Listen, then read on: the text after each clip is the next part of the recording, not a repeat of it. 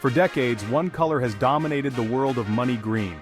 The US dollar is not just America's currency, it's the world's currency. When Brazil sells coffee to Japan or Saudi Arabia sells oil to Germany, the price is almost always in dollars. This system has made international trade simpler and more predictable, creating a common language for a complex global economy. The dollar's dominance was cemented after World War II, through the Bretton Woods Agreement, making it the world's main reserve currency. Even after the gold link was broken in 1971, the dollar's power only grew. Major commodities, especially oil, are priced in dollars, creating massive demand for the currency. Central banks worldwide hold vast amounts of dollars, reinforcing its status as the ultimate financial safe haven. Nearly 90% of all foreign exchange transactions involve the US dollar. About 60% of all foreign currency reserves are in dollars. This gives the US immense power. It can borrow cheaply and use access to the dollar system as a tool of foreign policy, imposing sanctions that can cripple adversaries. But this system is now facing questions. New economic powers are rising, and they're starting to wonder if a system centered on one nation's currency is still fair or stable. They see the risks of relying so heavily on the United States. What happens if the US economy stumbles, or if your country falls out of favor with Washington? These questions are driving a quiet, determined movement to build an alternative financial world. The world's financial future may not be painted so completely in green. The push to move away from the dollar, de-dollarization, is driven by a mix of economic and political concerns. For countries like Russia, China, and India, it's about national sovereignty. Relying on a currency you don't control makes you vulnerable. US monetary policy can destabilize other economies, and the dollar can be weaponized through sanctions. Recent sanctions on Iran, North Korea, and Russia have shown how easily access to the dollar system can be cut off. This has turned de-dollarization from a preference into a necessity for some. There are also practical reasons. Trading in dollars adds costs and exposes countries to currency fluctuations. Direct trade in local currencies would be simpler and cheaper, and would promote their own currencies on the world stage. The global economy is no longer dominated by the US alone. China is the world's largest trading nation, and the BRICS bloc now represents a larger share of the global economy than the G7. In a multipolar world, many argue the financial system should reflect that reality. A system with multiple major currencies would be more balanced and resilient. The desire for a fairer, more stable system is fueling the global de-dollarization movement. The world is ready for change. For Russia, de-dollarization is about survival. After the 2014 annexation of Crimea and ensuing Western sanctions, Moscow began selling off US treasuries and increasing gold and UN reserves. The 2022 invasion of Ukraine and the freezing of Russia's central bank reserves made the risks of dollar dependence painfully clear. Russia accelerated its shift. Energy exports to China are now settled in yuan, and trade with India uses rupees and other currencies. Russia developed its own alternative to SWIFT, the SPFS, connecting banks in Russia and friendly nations.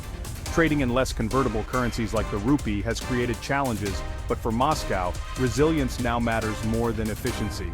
Russia's rapid de-dollarization is a live experiment, watched closely by other nations, especially China. The lesson: the dollar can be a weapon, and alternatives are no longer theoretical. For countries at odds with the West, building a parallel financial system is now a strategic imperative. The world is taking notes. China's de-dollarization strategy is a long-term play to elevate the yuan. As the world's largest trading nation, China encourages partners to settle transactions in yuan, especially through the Belt and Road Initiative. By funding global infrastructure in yuan, China creates demand for its currency abroad.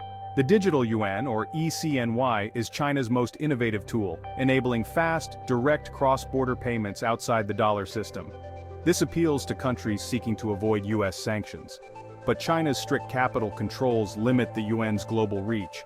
Foreign investors can't move money freely in and out.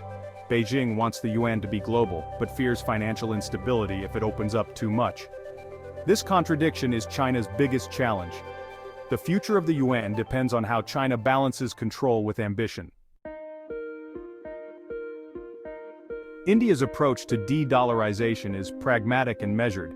Its goal isn't to dethrone the dollar, but to make the rupee a viable alternative for its own trade. In 2022, India introduced a mechanism to settle international trade in rupees, especially useful for buying Russian oil despite sanctions. India is promoting this system to other developing countries, offering a way to save on foreign exchange and reduce dollar dependence. However, the rupee isn't fully convertible, and India's trade deficit limits its international use. Until India becomes a bigger exporter and liberalizes its markets, the rupee's rise will be gradual. For now, it's a quiet evolution, not a revolution. But the groundwork for a more multipolar currency world is being laid. The BRICS group, now expanded, has become the main platform for de-dollarization. Members coordinate efforts to increase local currency use in trade and finance, building political momentum for change. The new development bank, based in Shanghai, lends in local currencies, challenging the dollar's role in development finance. The idea of a shared BRICS currency, possibly backed by commodities, is being discussed, but remains distant due to political and economic differences. For now, the focus is on growing bilateral trade in local currencies. The BRICS alliance is championing a gradual shift away from dollar dominance. The movement is real, but the path is slow and complex. The world's financial order is evolving one step at a time. De-dollarization unfolds through several practical steps. Bilateral currency swap lines let countries trade directly in their own currencies, bypassing the dollar. China has built a global network of such swap lines, quietly expanding yuan-based trade. Alternative payment systems like Russia's SPFS and China's CIPS offer ways to settle payments outside SWIFT, reducing exposure to US sanctions. Pricing commodities like oil in non-dollar currencies is another key move. Russia now sells oil to India and China in yuan and other currencies. Even Saudi Arabia is considering accepting other currencies for oil. If major commodities shift away from the dollar, global demand for it will fall. Central banks are diversifying reserves, adding more gold, euros, and yuan. The US freezing Russia's dollar reserves has made others rethink their strategies. This gradual diversification erodes the dollar's status as the world's only safe haven asset. The process is slow, but the direction is clear. De-dollarization is not a single event, but a series of small, strategic moves. Each step chips away at the dollar's dominance. The global balance of financial power is shifting.